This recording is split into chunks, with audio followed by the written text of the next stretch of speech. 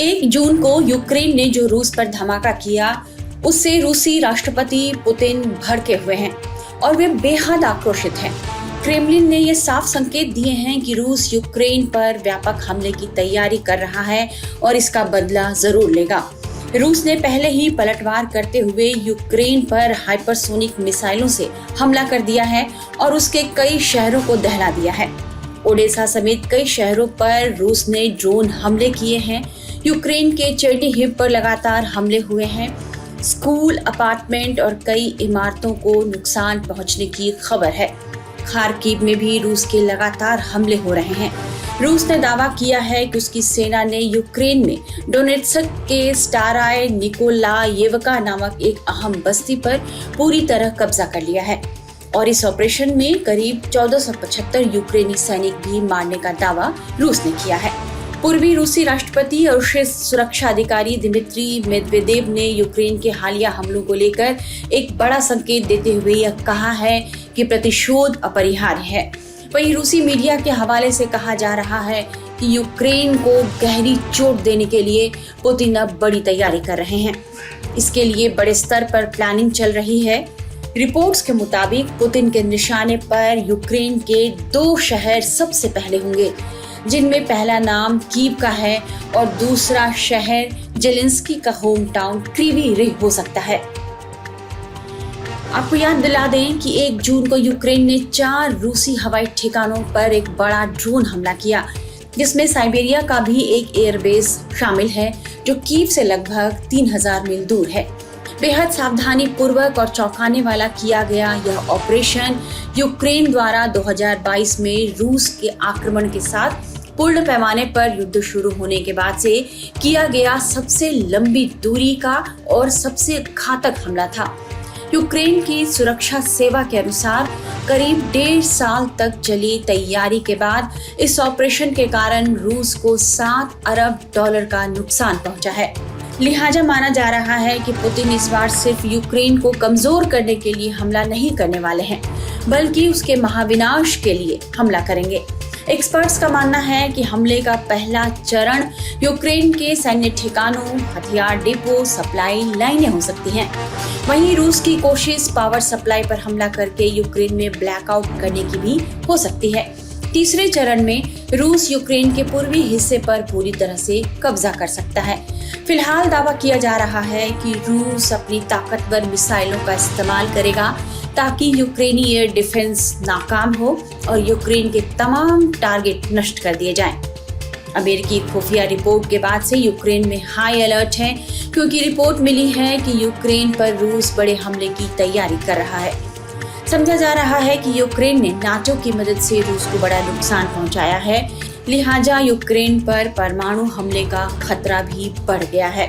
दूसरी तरफ पूर्वी रूसी राष्ट्रपति और शीर्ष सुरक्षा अधिकारी दिमित्री मेदवेदेव ने 3 जून को ये संकेत भी दिए हैं कि मॉस्को और यूक्रेन के साथ फिर से होने वाली वार्ता में रूस की दिलचस्पी कोई समझौता करने में नहीं, बल्कि उसे जीत चाहिए। 2 जून को इस्तांबुल में दोनों पक्षों के बीच हुई वार्ता में सीज फायर या शांति बहाली पर कोई बात नहीं हुई। हालांकि कूटनीतिक स्तर पर कमी के बावजूद दोनों पक्षों ने बातचीत जारी रखने की योजना की पुष्टि की है, लेकिन इसकी कोई समय सीमा घोषित नहीं की गई है। हालांकि दुनिया डरी हुई है कि पता नहीं पुतिन यूक्रेन से किस तरह का बदला लेने जा रहे हैं।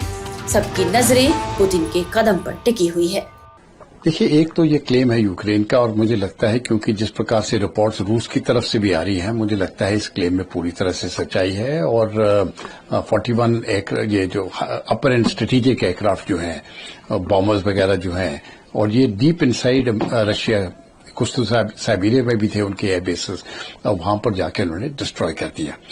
जब हम मिलिट्री की तरफ से देखें तो यूक्रेन के लिए तो ये बहुत बड़ी कामयाबी है और रूस के लिए एक बहुत बड़ा झटका।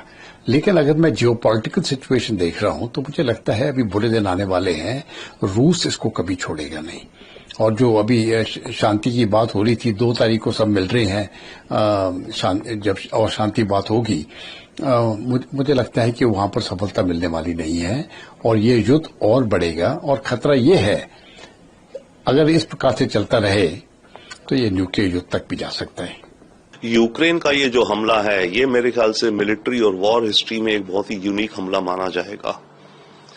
4000 किलोमीटर तक इर्कुत्स्क, साइबेरिया में यूक्रेन बॉर्डर से करीब 4000 किलोमीटर दूर है, वहां तक इन्होंने ड्रोन पहुंचा के खड़े करे एक ट्रक के ऊपर और फायर किए एयरबेस पे। देखिए, ये टेक्नोलॉजी तो अवेलेबल है, सॉफ्टवेयर है, रिमोट ड्रोन्स चलते हैं इत्यादि, राइट। बट इस अटैक में जो अहम चीज है कि वो लॉजिस्टिक्स है।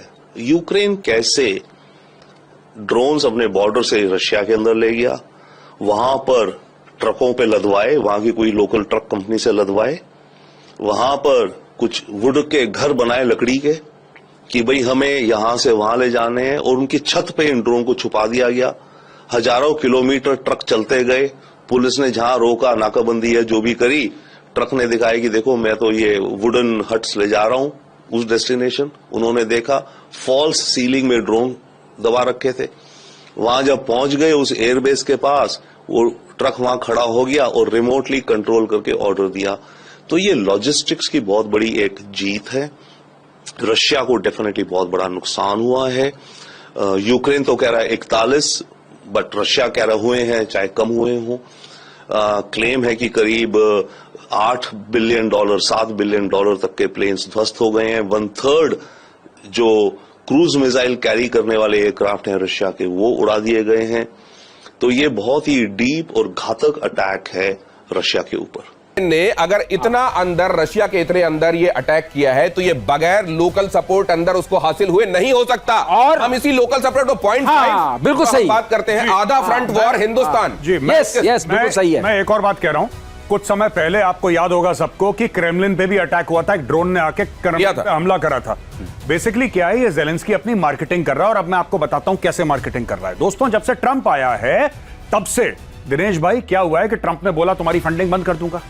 रिसेंटली जो जनरल सेक्रेटरी है नेटो का, नेटो के जनरल सेक्रेटरी ने बोला कि जितने भी नेटो की मेंबर कंट्रीज हैं, सबके सब अपना जो बजट है वो 5% ऑफ जीडीपी करो। आपको भी पता ही है 5% जीडीपी का हर एक नेटो देश अपना बजट बढ़ेगा। ये नेटो के जनरल सेक्रेटरी ने ऐलान कर दिया करीब 5 दिन पहले।